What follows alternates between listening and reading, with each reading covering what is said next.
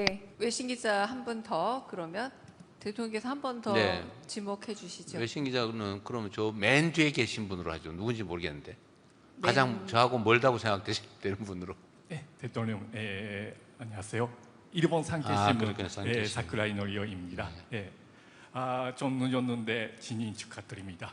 그리고 당 대표 하실 때 우리 외신하고 소통도 많이 노력해 주셔서 감사합니다. 대통령께서도 계속해서 우리 외신하고도 소통하시기 바랍니다. 일본과의 협력 관계에 관한 질문하겠습니다.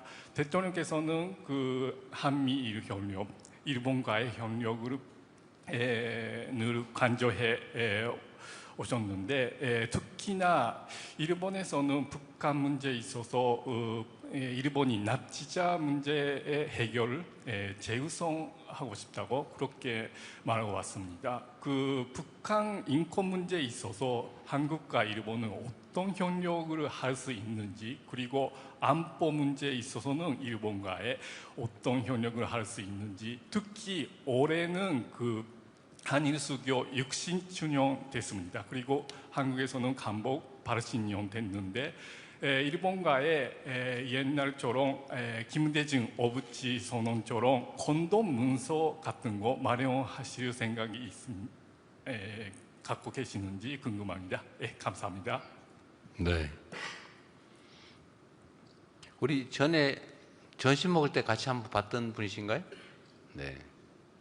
제가 저 때 우리 외신 기자분들하고 점심을 한번 한 일이 있는데 어디서 이상하게 중국 모 언론하고만 했다고 이상한 기사를 한번 나왔던 그때 만난 그분이시군요. 네. 저분은 일본 언론인이십니다. 네. 아직도 이 대명천지에 그런 명백한 가짜 뉴스가 행행하는 것은 참 이해하기 어렵습니다. 네, 질문 감사드리고요. 한일 관계에 관해서는 참 예민한 의제들이 많죠. 저는 제가 선거 때 말씀드렸던 것처럼 한일 관계는 가깝고도 먼 나라, 앞마당을 같이 쓰는 이웃, 뭐 그런 존재라고 말씀드렸던 것처럼 우리는 뗄래야 뗄 수 없는 관계에 있습니다. 또 자유민주 진영의 일원이기도 합니다. 그래서 또 하나는 북한의 핵과 미사일 위협에 노출되어 있다는 점도 똑같죠. 또 미국과의 관계에서 특수한 동맹관계에 있다는 점도 같습니다. 뭐 전략적인 또 군사적인 측면에서도 이해관계를 같이 하는 게 많고 또 경제적으로도 협력할 여지가 많죠. 또 협력해야 됩니다. 또 민간 교류도 활발하죠. 연간 1230만 명이라든가 하여튼 1200 수십만 명이 이제 오갑니다. 그런 만큼 우리는 서로에게 매우 중요한 존재들이죠. 그런데 또 한편으로는 과거사 문제를 아직 서로 청산하지 못하고 서로 그 과거사 문제 때문에 고통받고 있습니다. 대한민국도 고통받지만 아마 일본도 괴롭지 않겠어요? 좀 말끔하게 정리를 못하는 것도 괴로움. 또 독도를 둘러싼 영토 논쟁도 많죠. 영토 분쟁이라고 할 수는 없어요. 대한민국이 실효적으로 지배하고 있는 명확한 대한민국 영토이기 때문에 분쟁은 아니고 논쟁이 조금 있는 거죠. 이런 갈등 요소도 있긴 합니다만 저는 이 두 가지를 뒤섞을 필요는 없다고 생각해요. 그 문제는 그 문제대로. 말씀드렸던 것처럼 전쟁 중에도 외교는 한다, 대화는 한다, 협력할 건 한다. 오른손으로 싸워도 왼손은 서로 잡는다. 저는 이런 유연하고도 합리적인 태도를 가져야 된다고 생각합니다. 그래서 일본과의 관계에도 제가 이번에 일본 총리를 G7에 가서 만났는데 엄청 반갑더라고요. 근데 그분이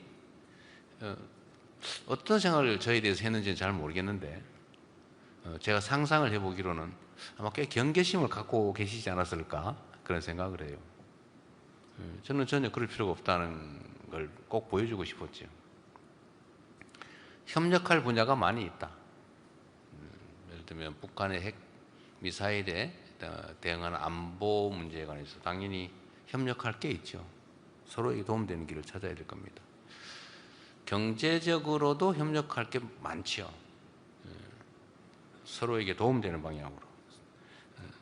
서로에게 저쪽은 손해를 보고 나는 그 손해를 통해서 이익을 보자 이런 관계가 아니고 서로 저쪽도 이익이고 우리도 이익되는 그런 게 있죠. 두 가지 문제는 좀 분리했으면 하는 게 제 생각입니다. 얼마든지 가능하다고 생각해요. 김대중 오부지 선언과 같은 좀 한일 관계에서 명확한 관계 설정을 해놓으면 좋겠다. 뭐 그 점에 전적으로 동의하죠. 저도 계속 노력할 겁니다. 이번에도 사실은 좀 빠른 시간에 일본에 한번 갈 생각이었는데 일본이 선거 때문에 매우 바빠졌다고 해요. 그래서 지금 얘기를 하다가 좀 날짜를 확정을 못하고 있는 상태입니다. 셔틀 외교 보고는 제가 먼저 얘기한 거예요. 가까운 이웃 나라니까 뭐 복잡한 과정 거치지 말고 필요할 때 수시로 오가면서 오해는 줄이고 대화를 통해서 협력할 사안들은 또 협력하고 그렇게 했으면 좋겠다는 겁니다. 북한 인권 문제에 대해서는 예를 들면 북한의 인권 문제인지 북한과 관련된 인권 문제인지 좀 불명확하긴 합니다만 일본의 납치자 문제에는 관심이 매우 높은 걸 제가 압니다. 이시바 총리께서도 그 말씀을 전화 통화할 때 하셨던 것 같아요. 우리로서야 당연히 그게 뭐 북한이든 어디든 간에 이런 인권 침해 문제에 대해서는 해결하는 게 좋겠죠. 또 일본의 납치된 가족들 또 당사자들의 그 억울함은 가능하면 풀어주도록 하는 게 맞고 또 우리 정부로서도 할 수 있는 게 있다면 또 협력하는 게 또 맞겠죠. 근데 우리가 뭘 협력할 수 있을지는 잘 모르겠지만 어쨌든 납치자 해결을 위한 일본의 노력에 공감한다. 그 점은 분명하게 말씀드릴 수가 있습니다. 북한도 꽤 노력을 하는 것 같던데 그거를 부인하거나 또는 거부하거나 그런 건 아닌 것 같아요. 잘 해결되기를 바랍니다. 북한 내의 인권 문제는 사실은 매우 복잡하죠. 우리 대한민국 국내 인권 문제도 잘 해결해야 되겠죠. 북한의 인권 문제도 우리가 개별 사안에 대한 관심도 필요하겠지만 북한의 인권 문제는 북한 대중들의 삶을 개선하는데 인도적 지원을 하는 것도 역시 북한의 인권을 개선하는 데 도움이 될 수 있지 않겠느냐 그런 생각도 합니다.